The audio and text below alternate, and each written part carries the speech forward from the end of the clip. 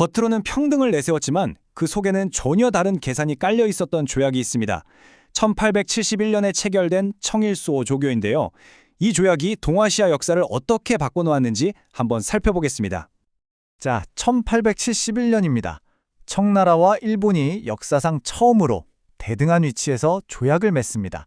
이건 수백 년 동안 이어져 온 청나라 중심의 조공체제를 벗어나서 근대적인 국제법 원칙에 따라 새로운 관계를 맺으려는 시도였어요. 그런데 말이죠. 정말로 평등했을까요?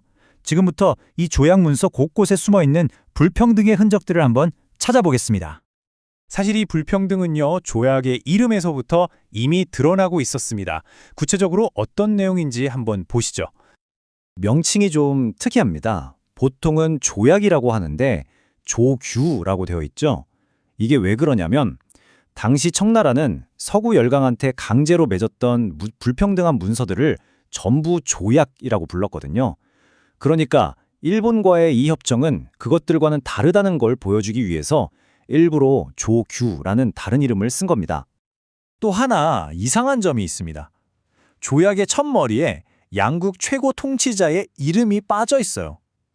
보통은 황제의 이름으로 조약을 맺는데 말이죠.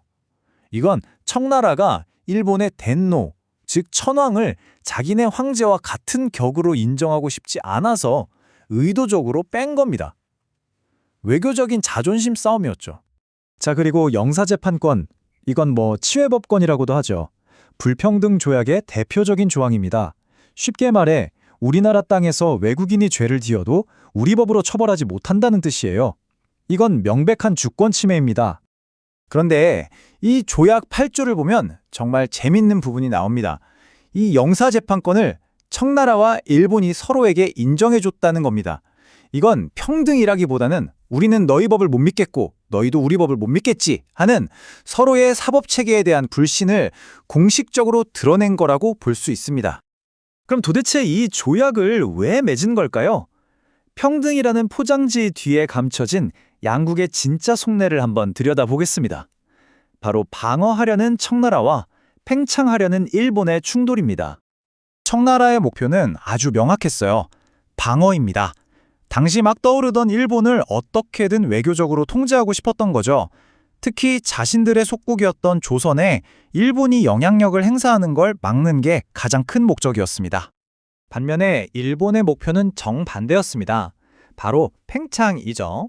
이 조약을 통해서 청나라와 동등한 지위를 얻어내고 그걸 발판으로 삼아서 조선 문제에 개입할 명분을 만들려고 했던 겁니다. 대륙 진출의 첫 단추였던 셈입니다. 양국의 이런 동상이몽은 조약의 각 조항을 해석하는 방식에서 아주 명확하게 드러납니다. 표를 한번 보시죠. 예를 들어 제1조 영토 보전 조항. 청나라는 이걸 이용해서 조선을 지키려고 했지만 일본은 이걸 조선으로 가는 길을 막는 장애물이라고 생각했어요. 같은 글을 보고 완전히 다른 생각을 한 거죠. 이렇게 서로 다른 속내를 가지고 맺은 조약, 그 결과는 어떻게 됐을까요?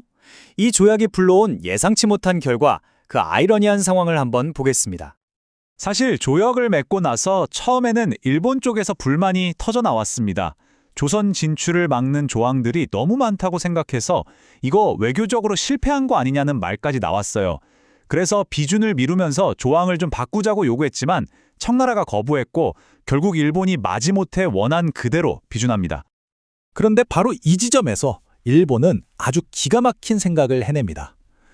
조약의 내용 하나하나가 아니라 청나라와 일본이 대등한 조약을 맺었다는 이 사실 자체를 무기로 쓰기 시작한 거죠. 바로 이 논리입니다. 아주 간단하죠? 자, 1단계. 청나라와 일본은 이 조약으로 대등한 관계가 되었다. 2단계.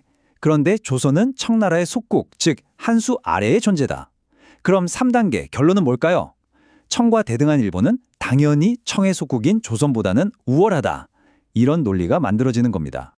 바로 이 문장, 청과 일본이 대등하다면 청의 속국인 조선은 대등하지 않다. 이 논리가 앞으로 일본이 조선에 행하는 모든 침략 행위를 정당화하는 핵심 근거가 됩니다.